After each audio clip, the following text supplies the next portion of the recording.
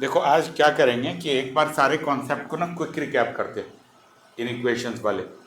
Because domain क्या होता है, अगर कभी आपको किसी का भी डोमेन निकालना है तो डोमेन का फंक्शन वही है जिसके लिए वो डिफाइंड है, जिसके लिए डिफाइंड नहीं है वो डोमेन नहीं है। जैसे मान लो, अब बेसिक से स्टार्ट करते हैं। जैसे मान लो कोई f x is equal to ऐसे है x plus one by x minus two. अब ये डोमेन कब नहीं है बताओ? जब हमारे पास denominator is not equal to zero हो जाएगा। यही होगा, denominator is not equal to zero तो डोमेन नहीं होगा। तो इसका कैसे निकालोगे? आर माइनस, जहाँ पे denominator is equal to zero है उसको माइनस कर लो, तो ऐसे लिख लोगे तो टू कर लोगे, तो ये आपका डोमेन आ गया। आया समझ में? अब ऐसे ही मान लो दूसरा डोमेन निकालना है रूट के अंदर का, तो रूट के अंदर कभी भी कोई एक्सप्रेशन हो तो इसका एक ही रूल होता है, क्या? कि एक्सप्रेशन शुड बी क्या? Greater than equal to zero. ठीक है ना? और अगर डिनोमिनेटर है तो डिनोमिनेटर का भी ध्यान देखना है। जैसे यही क्वेश्चन है, बताओ ये x plus one by x minus to, इसका डोमेन निकाल के बताओ जी, फटाफट बताओ डोमेन कैसे निकालोगे? ये है x plus one by x minus to.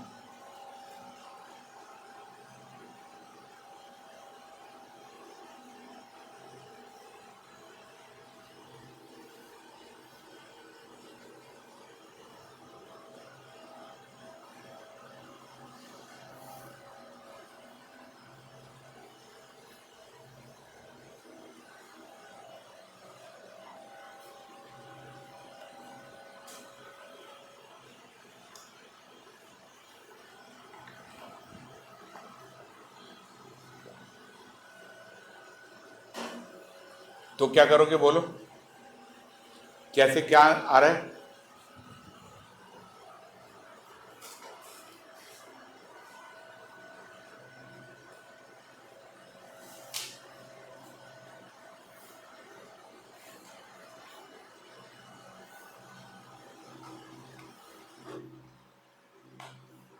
आपकी क्या वैल्यूज आ रही है बेटा डोमेन की?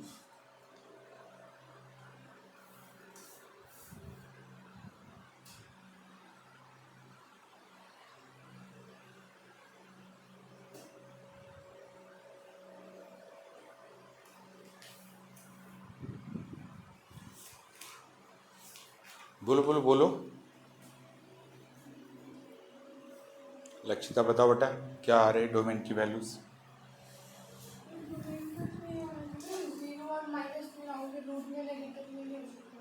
हाँ देखो, पहला तो ये करोगे कि x plus one by x plus two should be greater than equal to zero, x minus two should be greater than zero. और क्या हो सकता है? x is not equal to two, ये दोनों रिस्ट्रिक्शन लगेगी। अब ये ग्रेटर देन जीरो होगा तो क्या करोगे बताओ? इसको वेवी कर्व लगाओगे माइनस वन टू, इनका क्रिटिकल पॉइंट निकालोगे। जब भी इन इक्वेशन आएगी तो वेवी कर्व से ही करोगे, फैक्टर्स हो सकता है। तो क्रिटिकल पॉइंट आ गया, क्रिटिकल पॉइंट आ गया तो ये वन माइनस टू है। अब क्या करोगे बताओ? इधर इनका कॉफिशिएंट देखोगे पॉजिटिव, तो ये पॉजिटिव से स्टार्ट होगा, सबका पावर ऑल्टरनेटिव है तो नेगेटिव आ जाएगा। अब आपको क्या चाहिए? पॉजिटिव चाहिए और इक्वल टू ज़ीरो चाहिए। वैसे तो इक्वल टू कहने का मतलब क्या होता है कि आपको इसको शेड करना पड़ेगा। जब भी आपको कभी इक्वल टू लगानी है तो क्या करते हो? इक्वल टू अगर आपको लगानी है तो रूल क्या होता है, ये वाला आप सेट करोगे और शेड करने के बाद इक्वल टू के हिसाब से इसको आपको इंक्लूड करना था। बट एक रिस्ट्रिक्शन ये भी है कि ये इंक्लूड नहीं करना है, तो कौन सा वाला इंक्लूड होगा? ये वाला इंक्लूड होगा। तो इसका डोमेन क्या हो जाएगा बताओ? Minus infinity to minus one union two to infinity. आया समझ में? Minus infinity to minus one जब करोगे तो ये नहीं इंक्लूड है, ये इंक्लूड है, तो माइनस इन्फिनिटी से माइनस वन ये क्लोज आ जाएगा। ठीक है बेटा, ये आपका सेकेंड पॉइंट आ गया कि कैसे आपको डोमेन निकालना। ठीक है ना? अगर इसी में मान लो एक्सप्रेशन ग्रेटर हो जाएगा, जैसे थर्ड है f x is equal to क्या है आपके पास? अगर एफ एक्स की बात कर लेते हो, f x is equal to है under root nine minus x square, ये पॉइंट है। तो क्या करोगे बताओ, 9 माइनस एक्स स्क्वायर में क्या होगा। अब आपको इसका डोमेन निकालना है, फटाफट बताओ।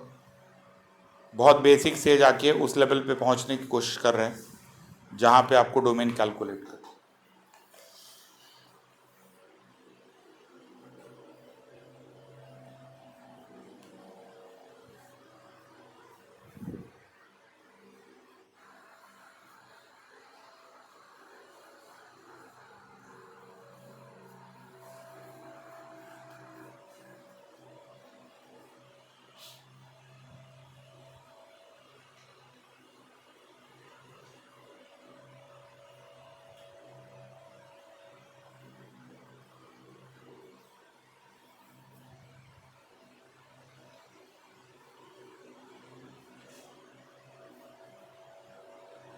बोलो बोलो, क्या करोगे। देखो सबसे पहले तो रूट के अंदर पॉजिटिव करोगे, यही ना। अब ये क्वाड्रेटिक है तो इसको ऐसे में ब्रेक कर लो कि आपके पास ये क्या हो जाए, लीनियर में ब्रेक हो जाए। क्रिटिकल पॉइंट निकालोगे, इसको अलग ज़ीरो, इसको अलग ज़ीरो, तो ये क्या हो जाएगा, -3 और 3 आ जाएगा। ये प्लस इन्फिनिटी है, ये माइनस इन्फिनिटी। यस या नो, क्लियर आ गया। अच्छा, इसके बाद क्या हो जाएगा हमारे पास, हाँ इधर नेगेटिव होगा कॉफिशिएंट, तो ये नेगेटिव पॉजिटिव और ये नेगेटिव आ जाएगा। आया, नेगेटिव क्यों होगा, इसका प्लस और इसका माइनस है तो नेगेटिव पॉजिटिव नेगेटिव आ जाएगा। और जब इससे अगर आपके पास एक बार नेगेटिव पॉजिटिव नेगेटिव आ गया तो आपको चाहिए क्या, greater than equal to zero. तो greater than equal to zero है तो इक्वलिटी का साइन आएगा ना। तो जो भी ये पॉइंट है यहाँ पे आपको क्या करना पड़ेगा, इक्वलिटी लगानी पड़ेगी। और डिनोमिनेटर का कोई चक्कर नहीं है, तो ये आपका पॉजिटिव वाला पॉइंट है तो क्या लिखोगे, -3 से लेके 3 तक क्लोज इंटरवल। ठीक है जी, हाँ।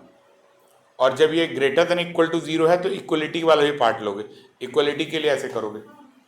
ठीक है जी, एक सेम क्वेश्चन है, करो फटाफट। F x is equal to √25, या ऐसे ही लिख लेते हैं x² -9। ये करो जरा, बताओ।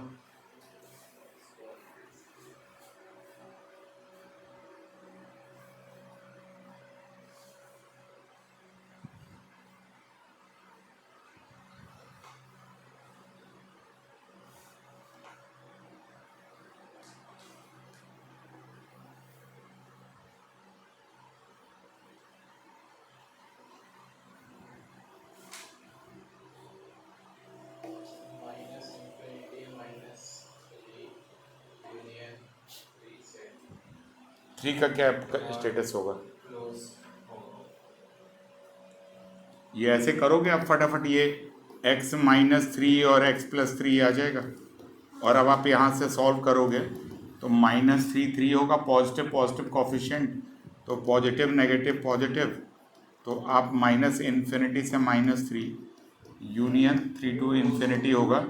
ये वाला क्लोज होएगा और ये वाला भी क्या होगा, क्लोज होएगा। तो आप क्लोज करोगे तो ये वाला पॉइंट आपका क्लोज हो जाएगा और ये भी वाला भी आपका पॉइंट क्लोज हो जाएगा। इन्फिनिटी ओपन होगा, इस टाइप से क्लोज कर लोगे। ठीक है जी, तो ये दूसरा पॉइंट भी आ गया अच्छे तरीके से समझ में आपको। अच्छा, अब थोड़ा सा लेवल अगर इससे हम लोग आगे बढ़ेंगे तो लेवल आगे क्या, मतलब इसी टाइप का क्वेश्चन है। F x is equal to है √x² + 9, इसका क्या होगा डोमेन।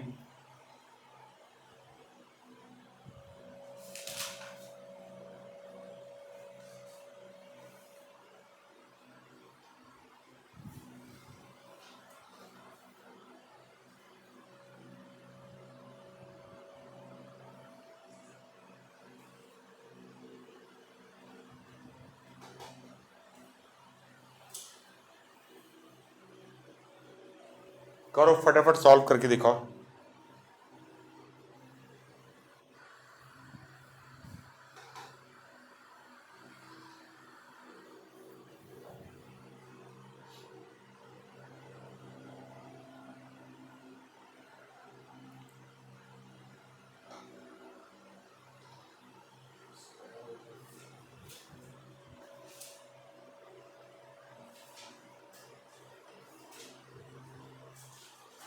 यस यस करो फास्ट।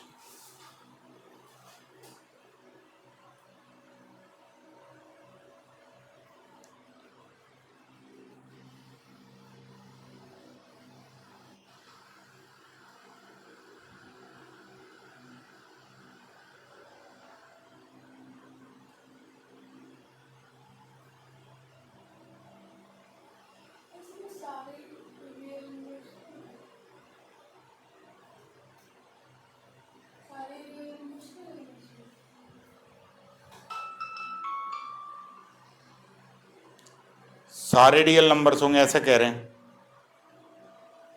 क्यों, देखो इसमें आप एक तो क्या है कि आप स्प्लिट कर नहीं पाओगे, इसका होगा नहीं, ब्रेक होगा नहीं। और क्या है, ये ऑलवेज, बिकॉज अगर स्प्लिट भी करोगे तो ये -9 आएगा, ओटा ओटा में आ जाएगा, तो रियल नंबर के हिसाब से तो होगा नहीं। तो इसमें क्या प्रॉब्लम आएगी आपको? प्रॉब्लम क्या आनी है, ये ऑलवेज पॉजिटिव होता है और ये भी पॉजिटिव है, तो ये कोई भी वैल्यू ले लोगे ये ऑलवेज पॉजिटिव होगी, तो आप यहाँ से डोमेन निकाल पाओगे। समझ में आ गया? ये पॉइंट क्लियर आ गया? तो इनका मतलब हर एक नंबर के लिए पॉजिटिव होगा, तो इसका डोमेन क्या, रियल नंबर हो जाएगा। अब थोड़ा सा लॉग वर्क टाइप की बात कर लेते हैं। लॉग में क्या होता है, डोमेन जो होता है लॉग एक्स को डिफाइन करने का तरीका होता है। मतलब अगर मान लो कभी लॉग एक्स है, log x to the base a है, अब क्या होता है, a is not equal to 0 है, ये log x to the base a है, तो इनमें ना डेफिनेशन में क्या होता है कि ए शुड नॉट इक्वल टू 1 और ए इज मोर देन 0, 0 से इन्फिनिटी होना चाहिए, ए नहीं होना चाहिए, और एक और है कि एक्स भी पॉजिटिव होना चाहिए। तो ये रिस्ट्रिक्शन है, एक्स 0 नहीं होना चाहिए, ठीक है ना? आया समझ में?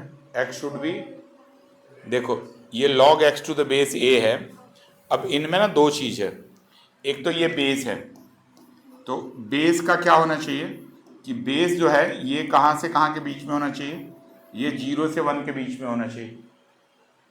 आया समझ में? ये बेस का फंडा है कि हाँ सॉरी, मोर देन 0 होना चाहिए, बेस भी 0 नहीं हो सकता है।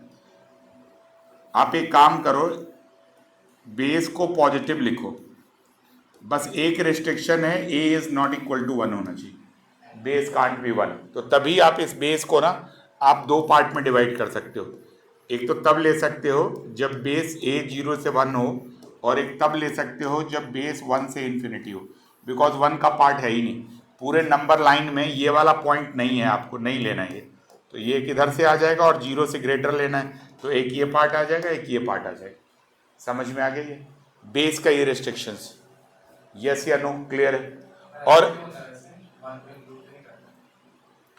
बिकॉज बात सारा वहीं पे रूल लगता है कि log x to the base a is equal to m होता है, तो x को कैसे लिखते हो, a raise to power m, तो a का कोई भी पावर करोगे तो वो, अगर मान लो 1 ले लिया, सपोज कर लो आपने a के जगह पे 1 ले लिया,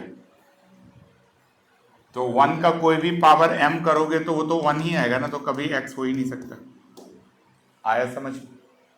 देखो लॉग का कन्वर्जन बहुत अच्छा क्वेश्चन पूछा आपने, एक बार इधर करने से पहले एक बार लॉग पे आ जाते हैं कि ये क्या सब आ गया।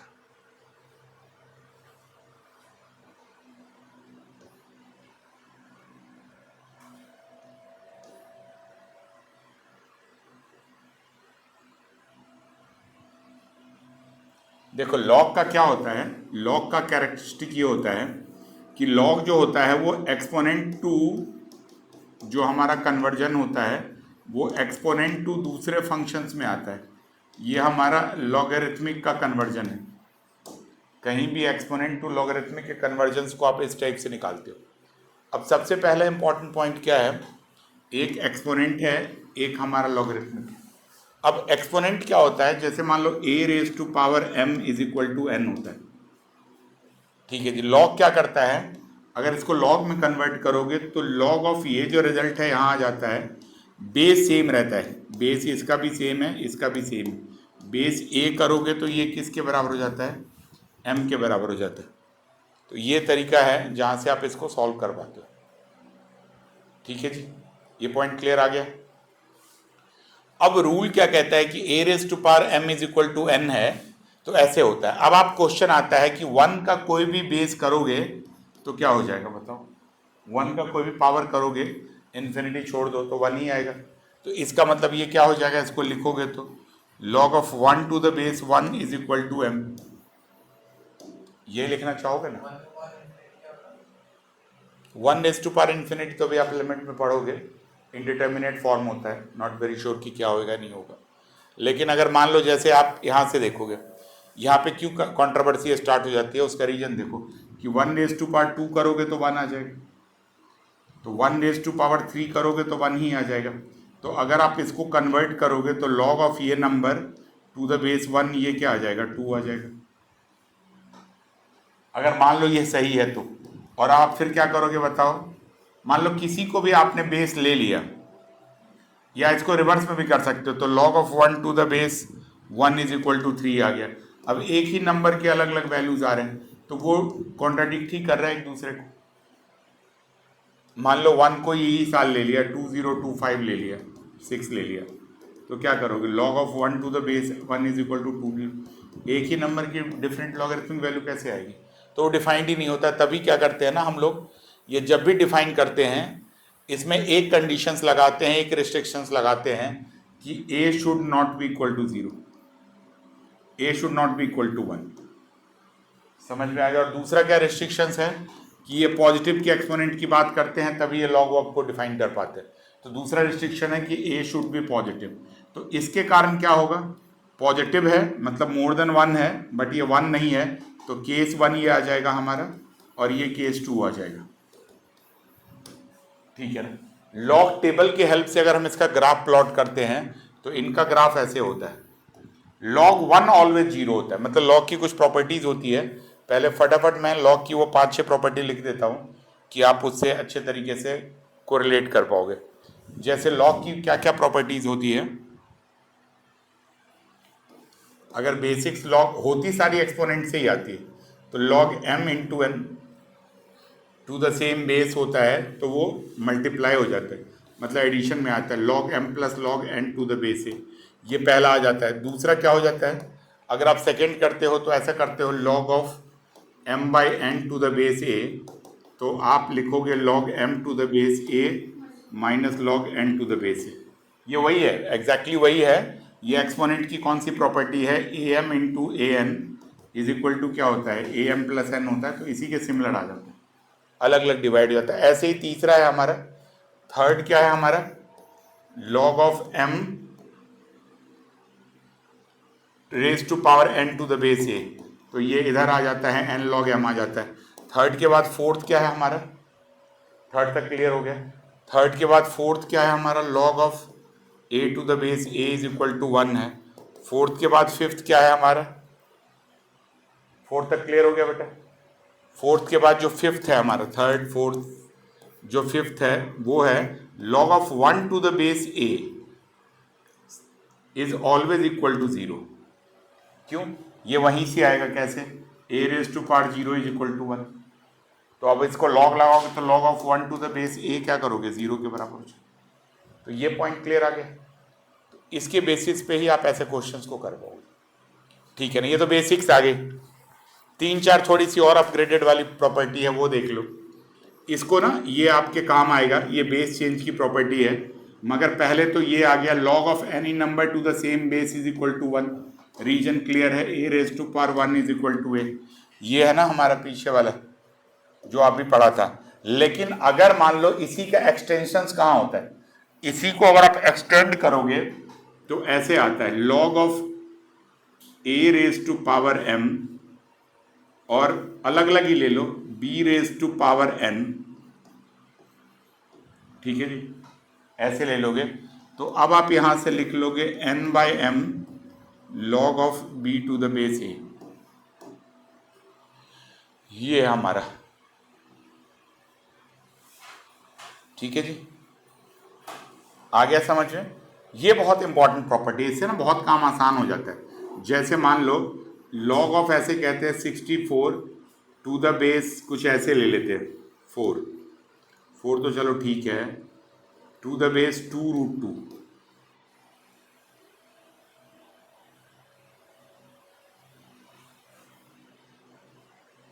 ठीक है जी, ऐसे वैल्यूज कैलकुलेट करनी।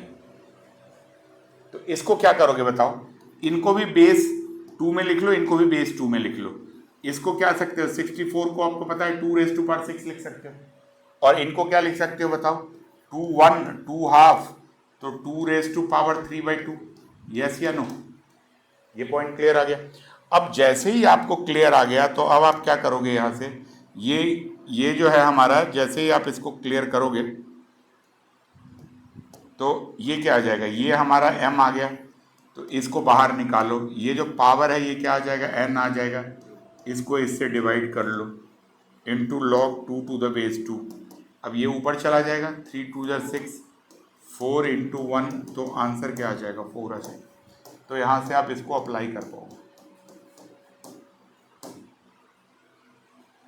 ठीक है ना, आया समझ में। तो ये प्रॉपर्टीज कहीं पे भी लग जाती है, कहीं के भी पॉइंट पे अगर आप इसको अप्लाई करोगे तो ये तरीका होता है जहाँ से आप इस प्रॉपर्टीज़ को कर सकते हो और इसमें आपको कोई दिक्कत नहीं आएगी।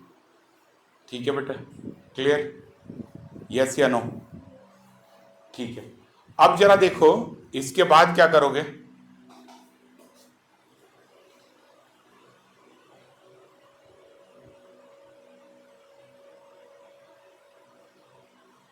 ये क्लियर है बेटा।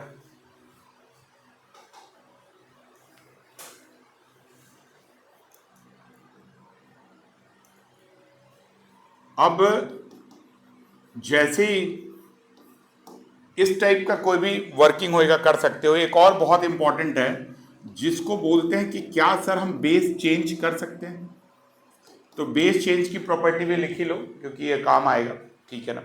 ये होता है कि लॉग ऑफ, मान लो कोई भी नंबर है, log of a to the base b है,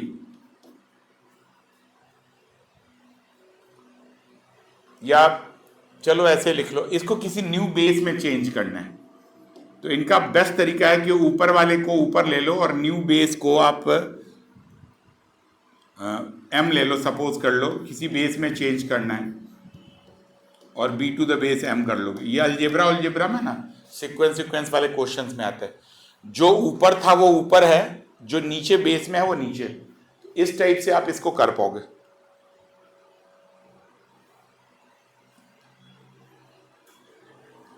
ठीक है जी।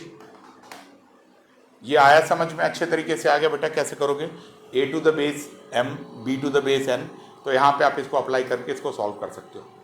तो ये क्लियर हो गया, अच्छे तरीके से आ गया बेटा। अब हमारे पास ये पहला पॉइंट आ गया। अब ऐसे ही हमारे पास एक दूसरा पॉइंट है कि अगर बेस को अपोजिट करोगे, जैसे मान लो हमारे काम का है जो टेबल होता है, जो आप केमिस्ट्री में यूज करते हो या कहीं भी यूज करते हो, टू द बेस 10 होता है। तो अब अगर आपको ऐसे वैल्यू निकालनी है 25 टू द बेस 6 की वैल्यू निकालनी है, तो टेबल से तो नहीं निकाल पाओगे, तो आप क्या करोगे उसको, तो आप ऐसे लिखोगे log 25 टू द बेस 10 और log 6 टू द बेस 10। ये आपकी टेबल वैल्यूज होगी जहां से आप इसको एग्जीक्यूट कर पाओगे, जहां से आप कैलकुलेट कर पाओगे। ये भी वैल्यू आपकी टेबल से मिल जाएगी, ये भी वैल्यू आपकी टेबल से मिल जाएगी। कैसे मिलेगी वो अभी आज का कंसर्न नहीं है, बट आपको बेस चेंज समझ में आ गया। और बेस चेंज की दूसरी प्रॉपर्टी क्या होती है कि कोई भी log a to the base b है, इसको पलट के लिख सकते हो तो log of b to the base a है।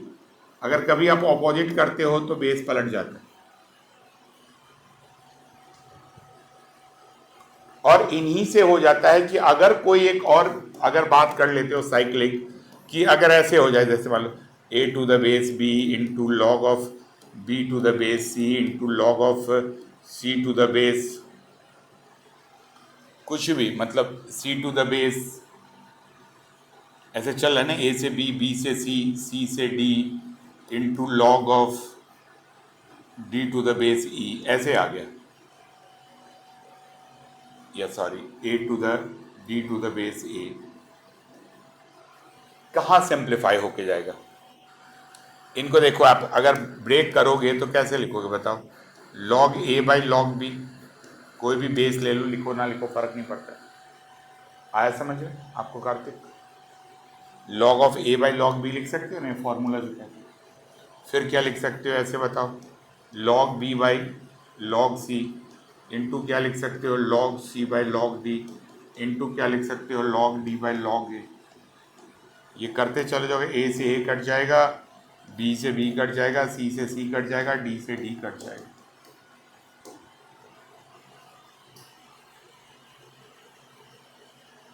यहाँ से स्टार्ट होके यहाँ पे पहुँचे ग्रुप में तो ख़त्म ही हो जाएगा। तो कई बार रेशियो में हो, अलग अलग बेस हो, तो आप ऐसे सिंप्लीफाई करके जो मैथमेटिक्स में डायरेक्ट क्वेश्चन आ सकते हैं वो इस टाइप से आ सकते हैं और आप इसको अप्लाई कर सकते हो। ठीक है जी, आगे ये समझ में कहानी क्लियर है अच्छे तरीके से? ठीक है।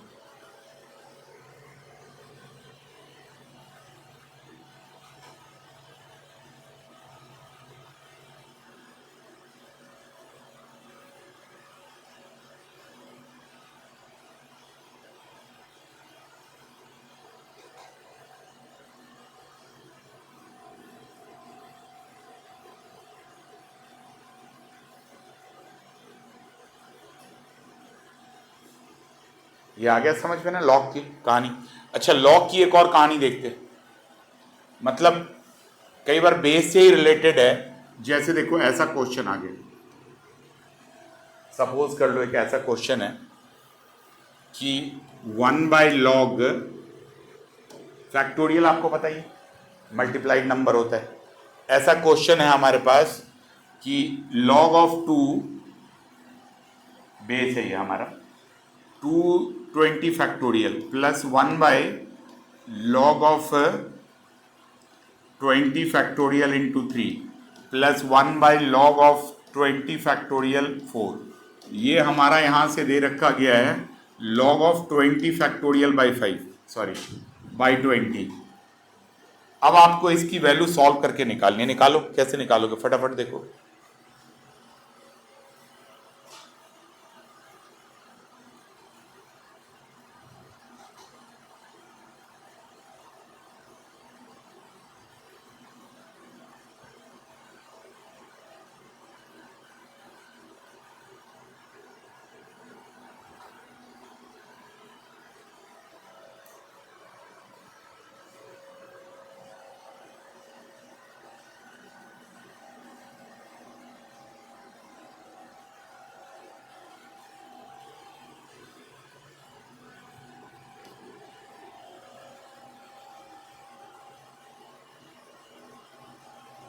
होना क्या है बताओ, फटाफट बोलो।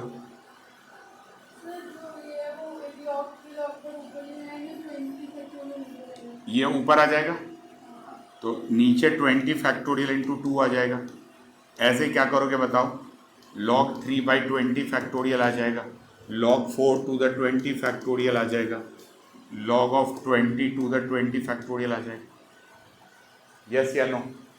अब क्या है बताओ, अब कैलकुलेशंस है तो कैसे करोगे बोलो। log ऑफ 2 इंटू 3, जो भी एडिशंस में है वो कहाँ आ जाएगा, मल्टीप्लिकेशन में आ जाएगा। बेस सेम्स है तो ये सब एडेड हो जाएगा। क्लियर है बेटा, आपको समझ में आ रहा है? तो दिस बाई 20 फैक्टोरियल कर लोगे। अब ये पूरा क्या हो जाएगा, log ऑफ, ये भी तो पता है 1 नहीं भी करोगे 1 मल्टीप्लाई भी कर लोगे तो क्या फ़र्क पड़ेगा। तो 2 से भी मल्टीप्लाई करोगे तो 20 फैक्टोरियल बाई 20 फैक्टोरियल, तो यहाँ से 1 आ जाएगा।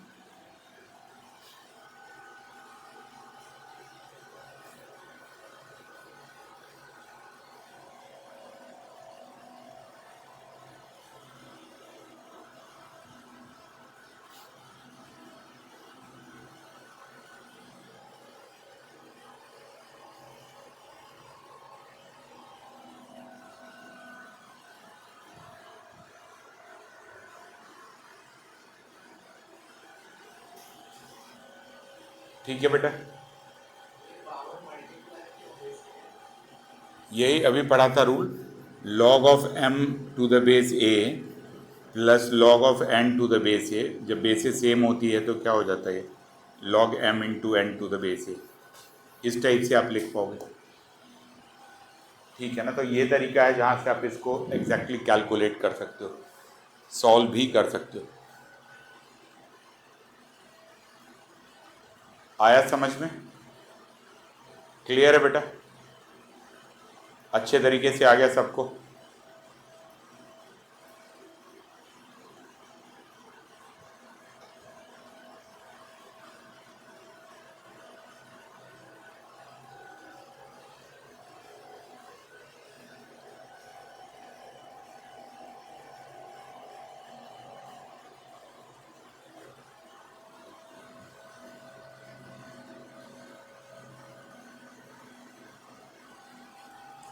अब देखो जरा लॉग की ग्राफ की बात कर लेते हैं।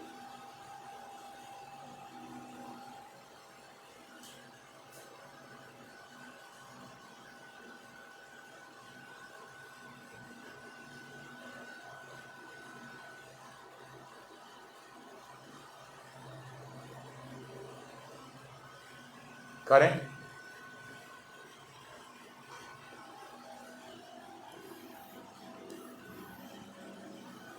ये आप यहां से अप्लाई कर पाओगे।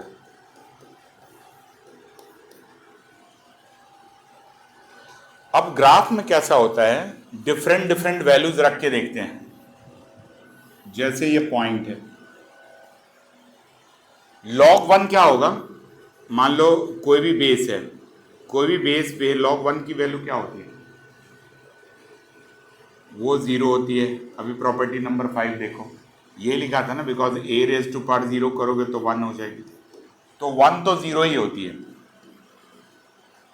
ठीक है ना। मान लो अभी आप बेस 10 का ही ले लो, जैसे log ऑफ ऐसे ही, जैसे बेस 10 पे 2 की वैल्यू देखोगे तो 0.3030 ऐसे आएगी,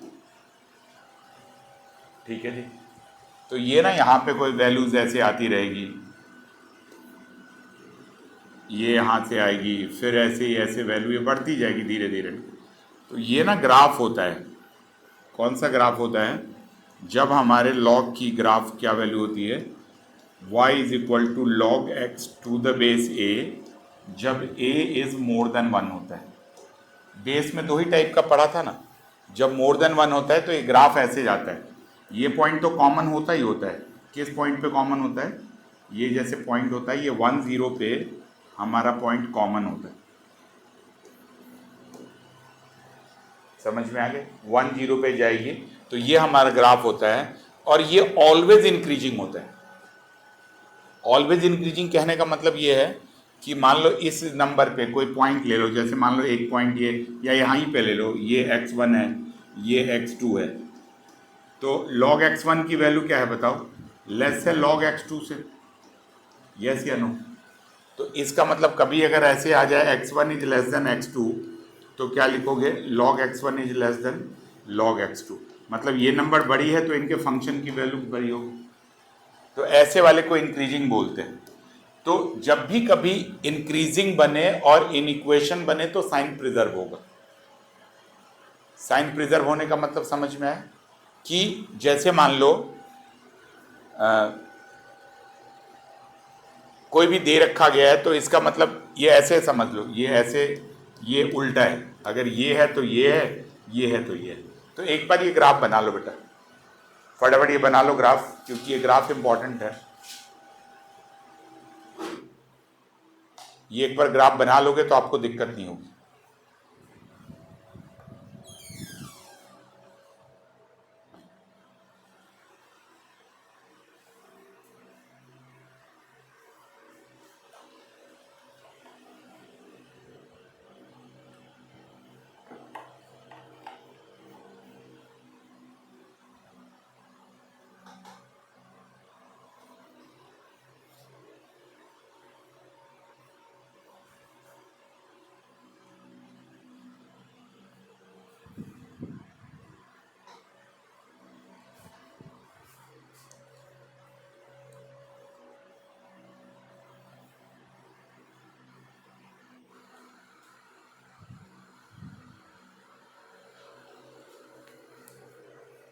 समझ में आ गया बेटा, बना लिया आपने ग्राफ।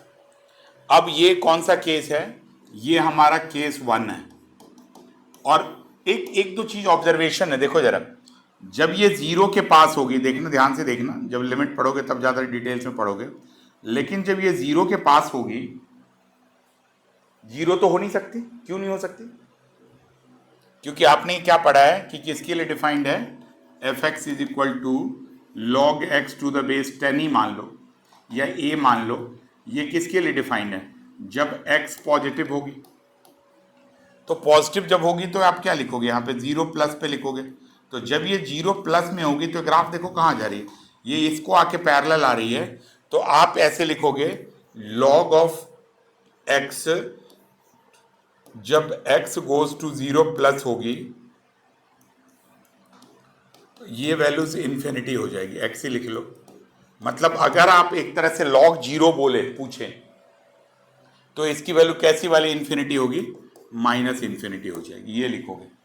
मतलब ये देखो, ये पूरा y एक्सिस है, जो ऊपर जाएगा तो प्लस इन्फिनिटी होगा और जो नीचे आएगा तो माइनस इन्फिनिटी होगा। तो लॉग की अगर बात करते हो, तो अगर आप यहाँ से बात करते हो तो ये लॉग का ग्राफ है, इनमें लॉग 0 प्लस क्या होती है, माइनस इन्फिनिटी।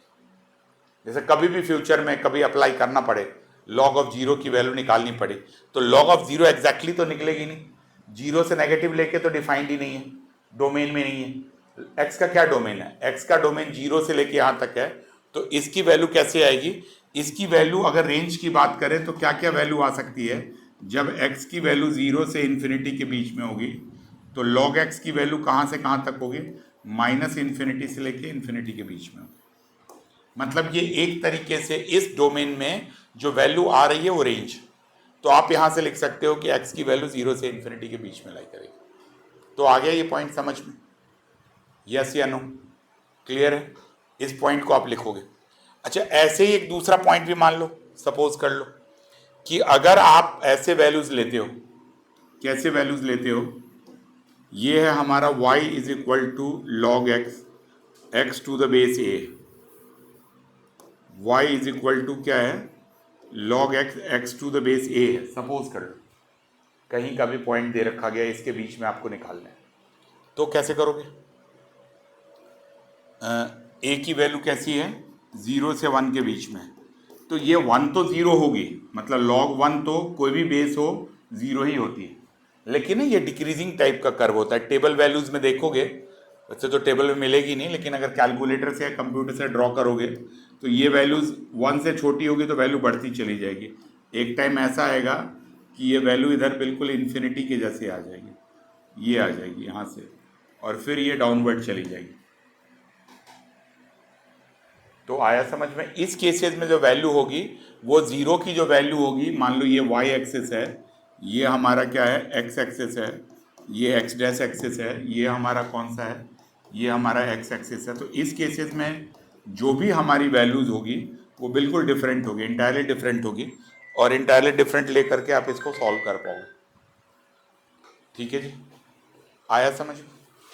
मतलब, और ये होगी कैसे, डिक्रीजिंग होगी। जैसे मान लो ये कोई पॉइंट है यहाँ, ये x1 है और ये मान लो x2 है, तो क्या ऑब्जर्व कर रहे हो बताओ, x2 is greater than x1, but क्या है, व्हाट अबाउट log, ये मान लो log x2 है और ये क्या है, log x1 है, तो कौन सा ग्रेटर है बताओ?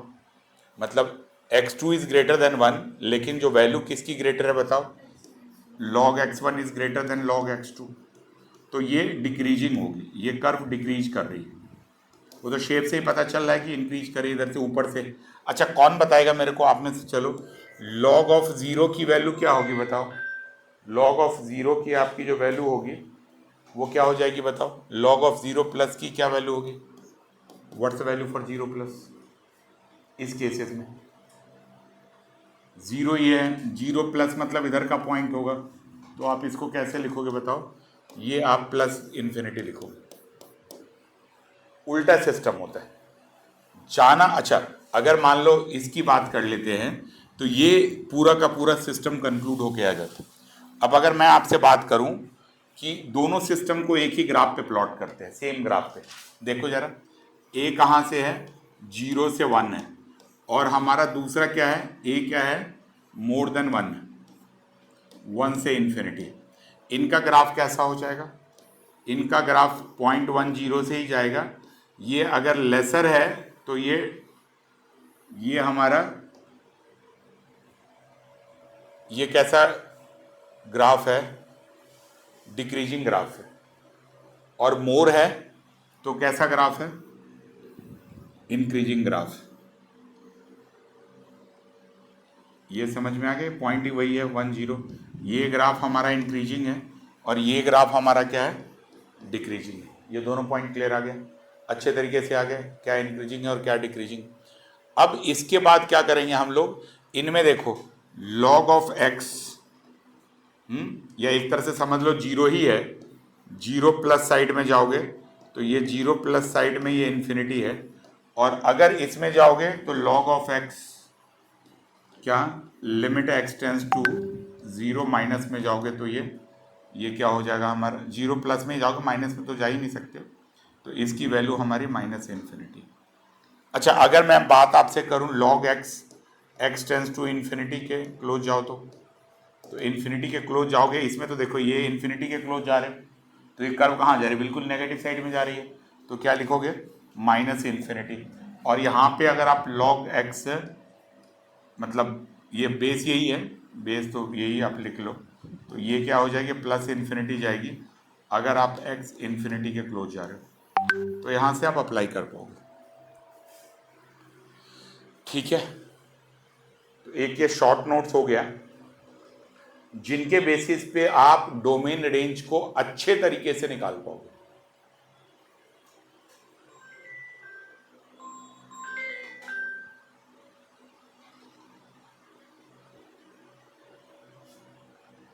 ठीक है बेटा, क्लियर आ गया? तो आज फिर इतना ही रखते हैं, इनके इन इक्वेशंस और बाकी चीज़ों को ना फिर नेक्स्ट क्लास में आपको कराते हैं।